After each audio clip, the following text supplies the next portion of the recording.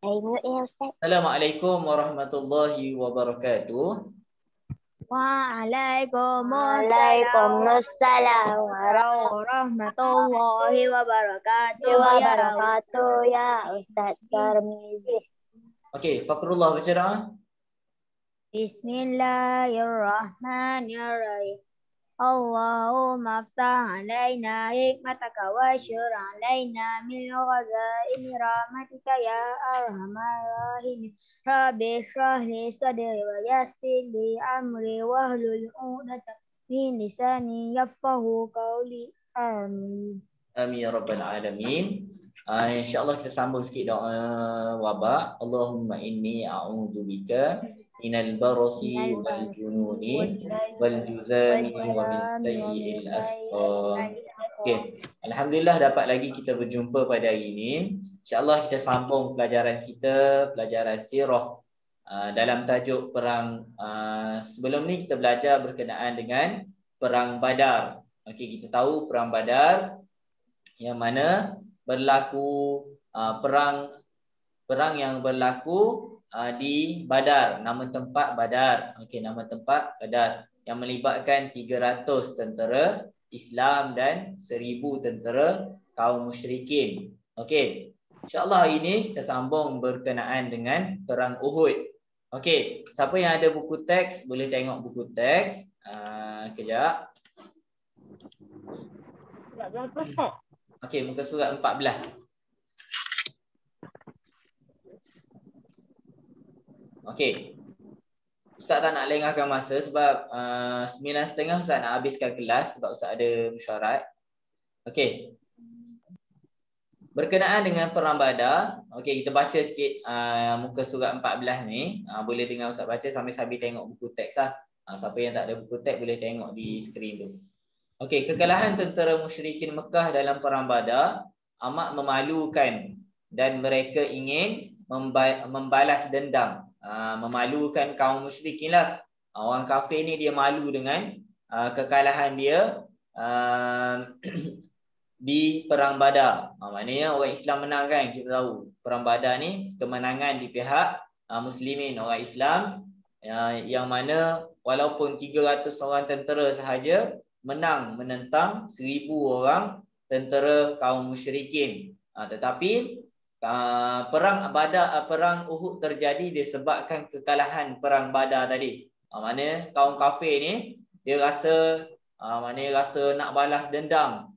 Balas dendam balik berkenaan dengan kekalahan dia semasa perang Badar. Okey, dia rasa malu sangat, maka tercetuslah perang Uhud. Okey, kita baca lagi. Pada akhir tahun kedua Hijrah, mereka mempersiapkan seramai 3,000. 3 kali ganda. Yang perang Badar sebelum ni hanya 1000 orang tentera musyrikin. Tetapi perang Uhud ni dia mempersiapkan 3,000. Seramai 3 kali ganda, 3,000. 3,000 orang tentera lengkap bersenjata diketuai oleh Abu Sufyan. Ingat tak lagi Abu Sufyan? Okey, yang memimpin saudagar tu ketika tercetus perang Badar tu. Ni Abu Sufyan ni mengetuai perang Uhud ni. Abu Sufyan mengetuai perang Uhud untuk menyerang Madinah. Dia bawa 3,000 orang tentera yang lengkap bersenjata. Okey, tengok petikan yang kedua ni. Pada bulan Syawal tahun ketiga Hijrah. Bulan Syawal, bulan hari raya ni. Pada bulan Syawal tahun ketiga Hijrah bersamaan 625 Masihi, tentera musyrikin mula bergerak ke Madinah. Dia nak serang Madinah ni. Mereka terdiri daripada orang Mekah dari kaum Quraisy. Orang Mekah lah daripada kaum Quraisy dan beberapa kabilah lain seperti Tihamah dan Kinanah serta hamba-hamba dalam kalangan orang Habsyah. Okey, hamba-hamba dalam kalangan orang Habsyah. Okey, pasukan mereka dilengkapi dengan 3,000 ekor unta. Tadi 3,000 orang tentera lengkap bersenjata. Ada juga binatang iaitu 3,000 ekor unta membawa bekalan makanan. 200 tentera berkuda, 700 tentera berbaju besi dan kumpulan wanita yang menyanyikan lagu semangat. Dia siap ada wanita lagi yang menyanyikan lagu semangat untuk memberikan kemenangan kepada kaum musyrikin ni, orang kafir ni, dia nak menang. Okey, ingat 3,000 ekor unta, 200 tentera berkuda, 700 tentera berbaju besi. Okey, tengok muka surat 15.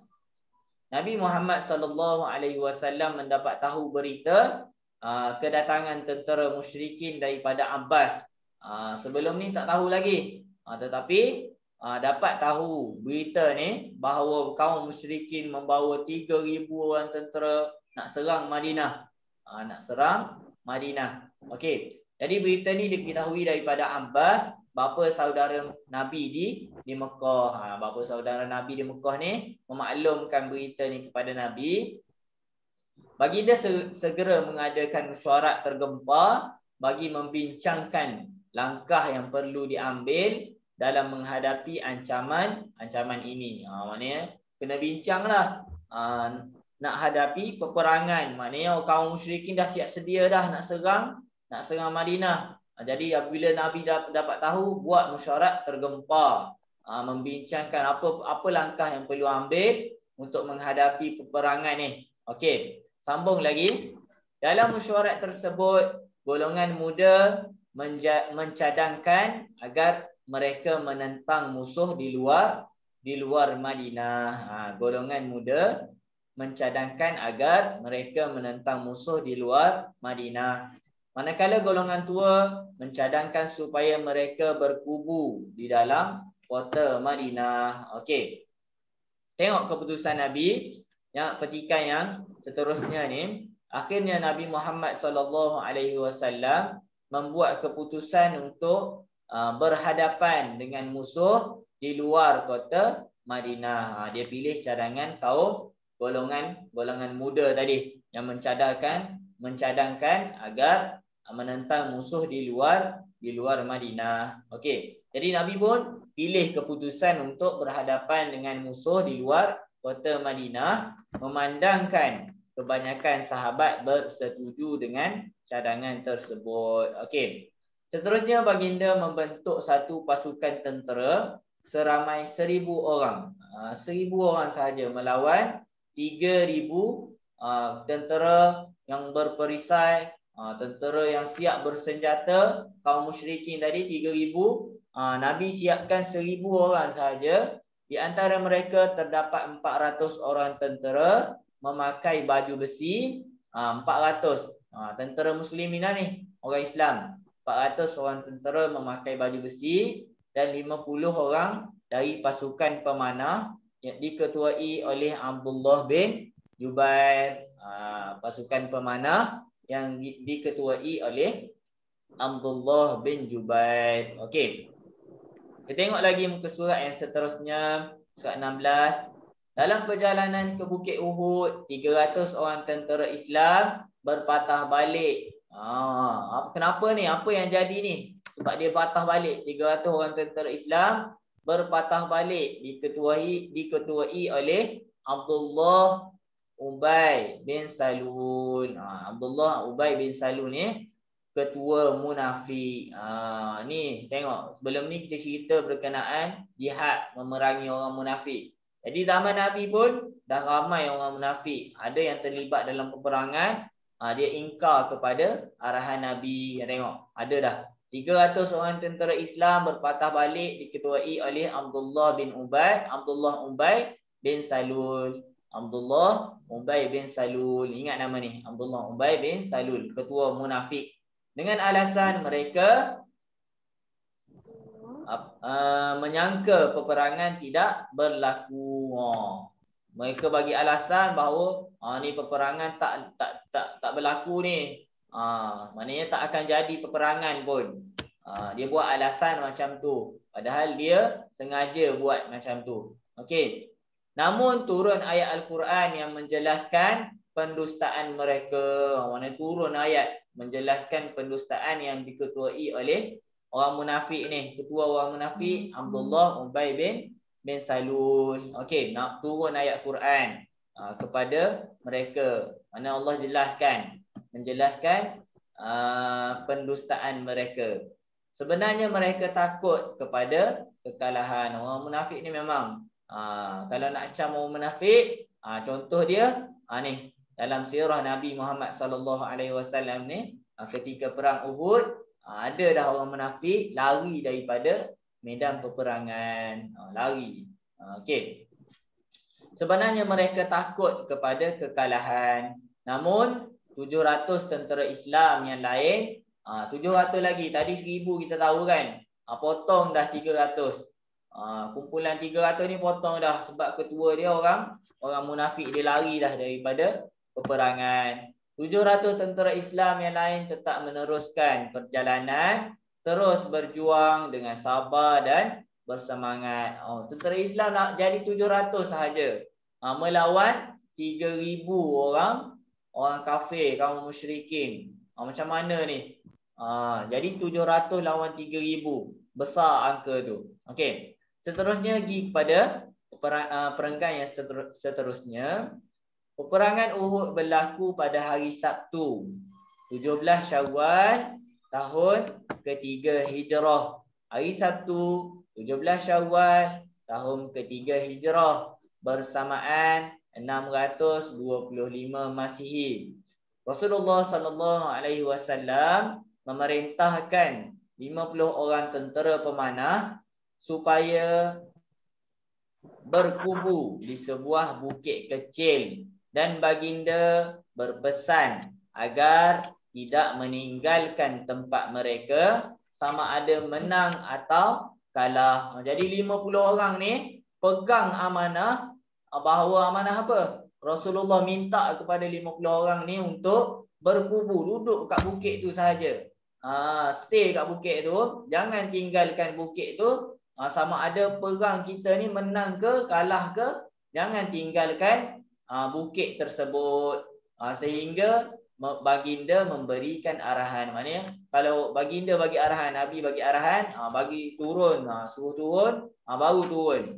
Sekiranya tak ada arahan, maknanya stay lah kat situ, duduklah kat situ dulu. 50 orang tentera pemanah ni. Okey. Tengok muka surat yang ke-17. Okey, 17. Peperangan Uhud bermula dengan cabar-mencabar antara dua pihak. Biasa, sama macam perang Badar. Cabar-mencabar dahulu. Keluarlah Zubair bin Awam dari tentera Islam melawan Talhah bin Abu Talhah, dan Sayyidina Hamzah melawan Uthman bin Abu Talhah. Ni dua panglima Islam ni. Keduanya dapat dibunuh oleh pahlawan Islam. Seterusnya berlaku peperangan dahsyat dan hebat. Tentera Islam yang siap sedia dengan pertahanan kemas sebagaimana yang disusun oleh Nabi Muhammad sallallahu alaihi wasallam berjaya menyerang dan merempuh masuk ke dalam barisan musuh sehingga keadaan mereka kucak-kacir. Daripada 700 orang tadi berjaya untuk masuk dalam barisan musuh sehingga musuh yang 3000 orang tadi kucak-kacir. Kucak-kacir macam mana? Tak tahu nak pergi mana dah. Sebab hebat sangat tentera Islam ni. Okey, namun dengar ni, namun kemenangan tentera Islam tidak kekal lama. Kemenangan tentera Islam tidak kekal lama. Anggota pasukan pemanah tadi, jadi 50 orang tadi, dia turun daripada bukit untuk mengambil harta rampasan perang. Tengok. Kita pun boleh tahu macam mana perasaan Nabi ketika tu, bahawa amanah yang diberi kepada 50 orang pemanah tadi yang di atas bukit yang sebelum ni kita cerita, dia turun daripada bukit tu semata-mata untuk mengambil harta rampasan perang. Harta ni macam kita ni nak duit lah, tengok duit turun daripada bukit, walaupun bukit tu Nabi amanahkan kita untuk jaga. Macam tu juga orang-orang pada masa itulah 50 orang pemanah tu turun juga daripada bukit disebabkan harta ni, turun daripada bukit disebabkan harta rampasan perang. dengan sangkaan bahawa perang telah tamat. Nabi cakap tadi jangan turun selagi Nabi tak cakap turun. Nabi belum cakap turun tapi dia sangka saja, maknanya dia ingat perang ni dah menang. Jadi dia turun je. Dia lupa dengan pesanan Nabi tadi disebabkan nampak harta tu. Okey. Abdullah bin Jubair berkali-kali mengingatkan mereka supaya tidak meninggalkan tempat itu. Jadi Abdullah bin Jubair pegang juga amanah tu, ingatkan 50 orang pemanah tadi supaya tidak meninggalkan tempat tu. Okey, tengok muka surat 18. Ustaz. Ya? Lagi tandas. Gigi. Okey, panglima tentera musyrikin iaitu Khalid bin Al-Walid. Masa Khalid Al-Walid ni masa tu dia di pihak musyrikin lagi. Di pihak orang kafir lagi. Dan Abu Sufyan segera menyerang tentera Islam bertubi-tubi dari belakang bukit. Disebabkan bukit Uhud, bukit tadi tak ada dah pemanah. Jadi tentera Islam yang berada di belakang bukit diserang oleh Khalid Al-Walid dan Abu Sufyan ni. Jadi kalah tentera Islam di belakang bukit tadi. Diserang bertubi-tubi dari belakang bukit. Menyebabkan tentera Islam pucah kacir. Okey, tengok. Kesan 50 orang tadi turun daripada bukit. Menyebabkan kaum musyrikin diketuai oleh Khalid Al-Walid dan Abu Sufyan serang orang Islam dari belakang bukit.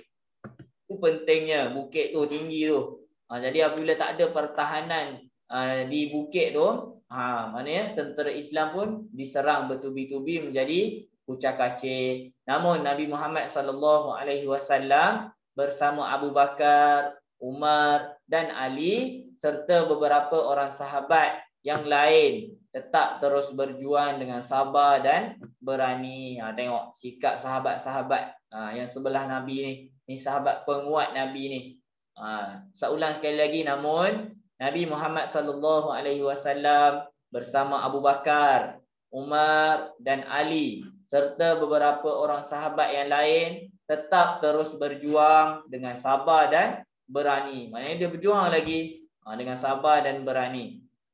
Okey, ni kita tengok cerita yang lain. Cerita tadi kita dengar semua nama lelaki kan. Ni kita dengar cerita seorang perempuan namanya Nusaibah. Okey, Nusaibah seorang sahabiah. Bukan sahabat, sahabiah. Dia orang perempuan. Seorang sahabiah wanita yang bertugas merawat tentera Islam yang cedera. Nusaibah, ingat nama ni. Dia apa tugasan dia? Bertugas merawat tentera Islam yang cedera, berdiri sambil menghunuskan pedang di samping Nabi. Dia ada di tepi Nabi menghunuskan pedang. Maknanya turut sama berperang di samping Nabi Muhammad SAW kerana mempertahankan baginda.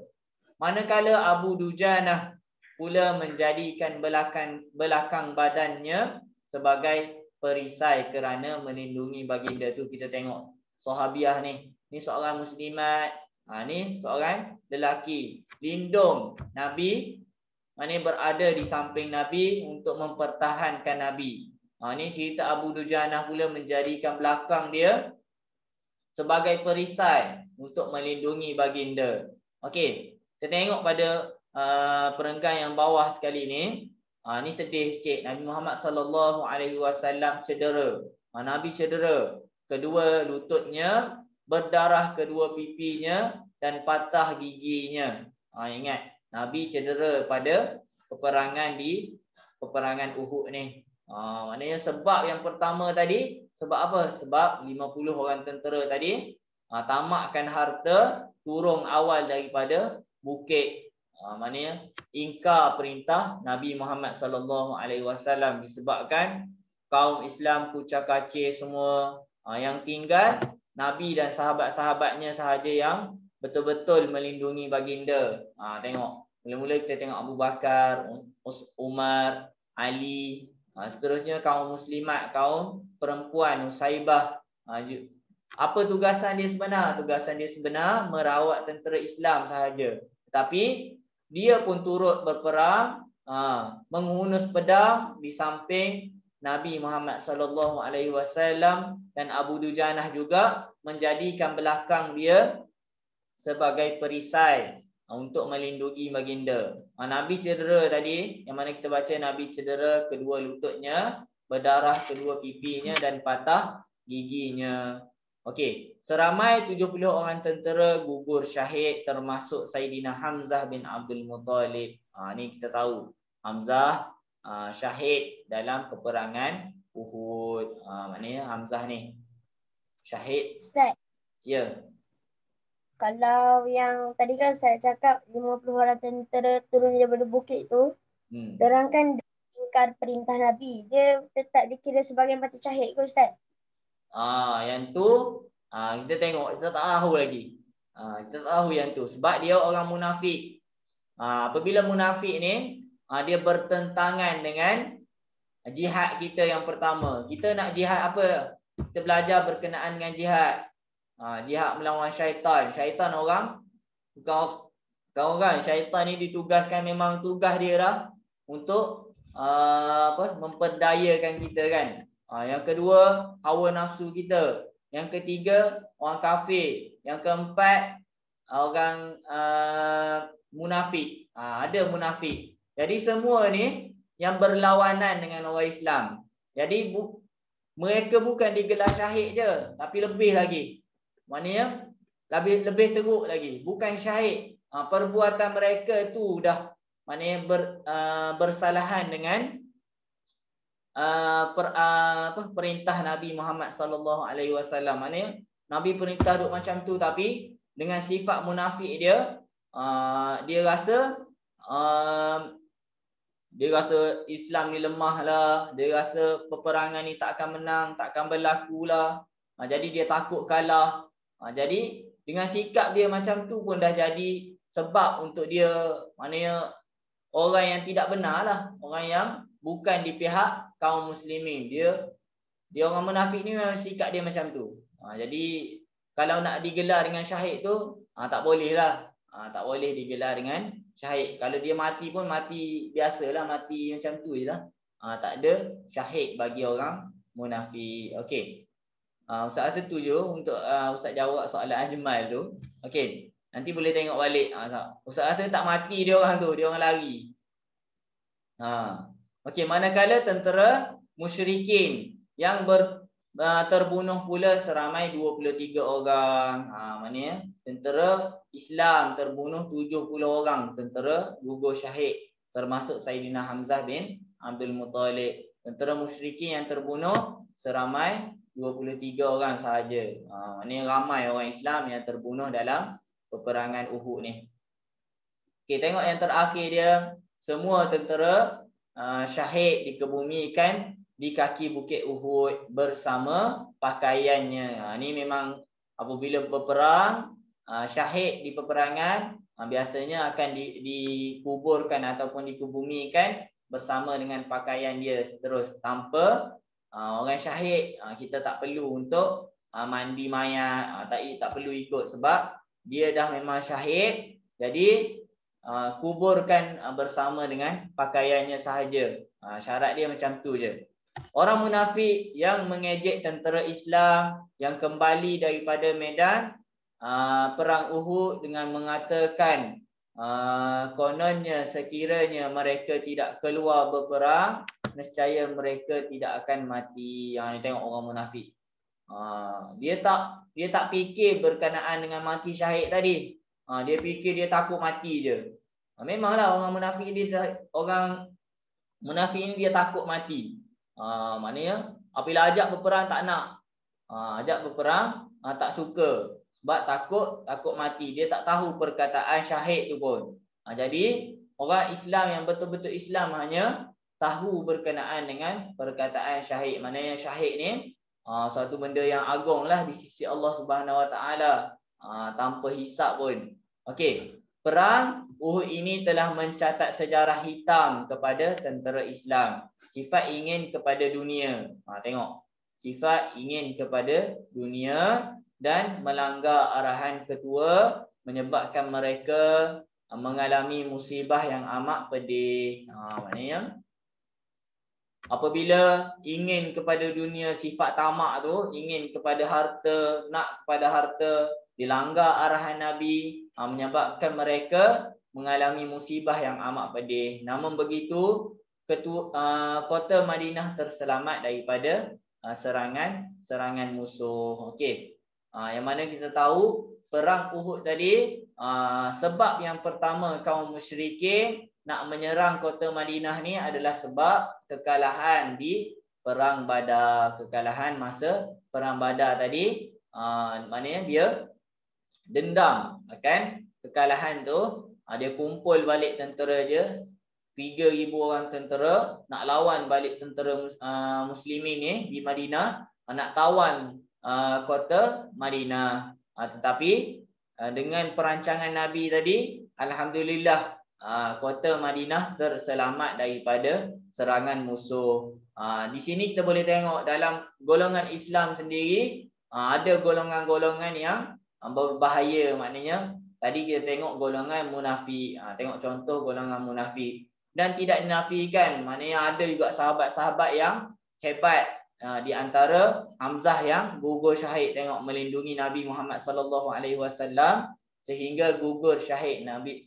Maknanya kisah Hamzah ni kalau tahu, Nabi Muhammad sangat sedih berkenaan dengan kematian ataupun syahidnya Hamzah, pak saudara dia ni. Syahidnya Hamzah ni,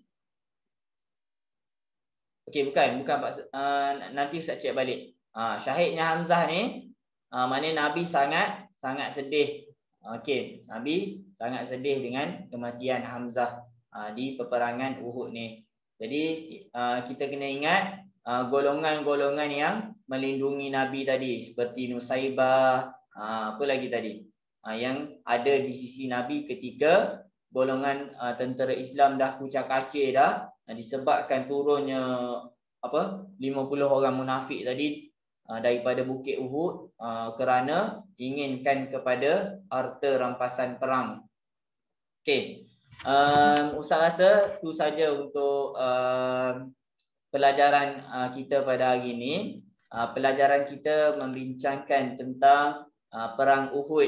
Okey, perang Uhud. Perang Uhud ni kalau nak ingat, dia terjadi disebabkan kekalahan perang Badar, yang mana orang musyrikin nak balas dendam. Maknanya tidak puas hati berkenaan dengan kemenangan kaum muslimin semasa perang Badar.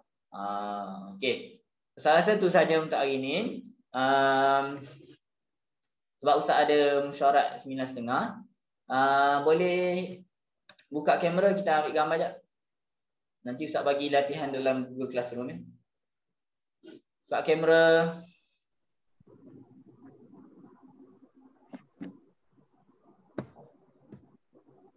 Buka kamera. Ajman.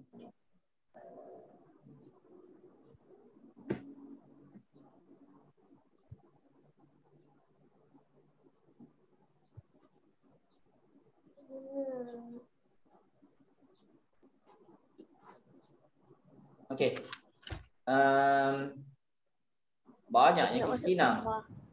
Okey, 1, 2, tengok kamera. 3. Okey. Itu saja untuk pelajaran kita pada hari ini. Nanti boleh buat lagi dalam Google Classroom. Okey, Assalamualaikum. Nanti Ustaz maklum. Nanti Ustaz cakap dalam Google Classroom. Jumal, apa ni Jumal? Kucing pun masuk gambar.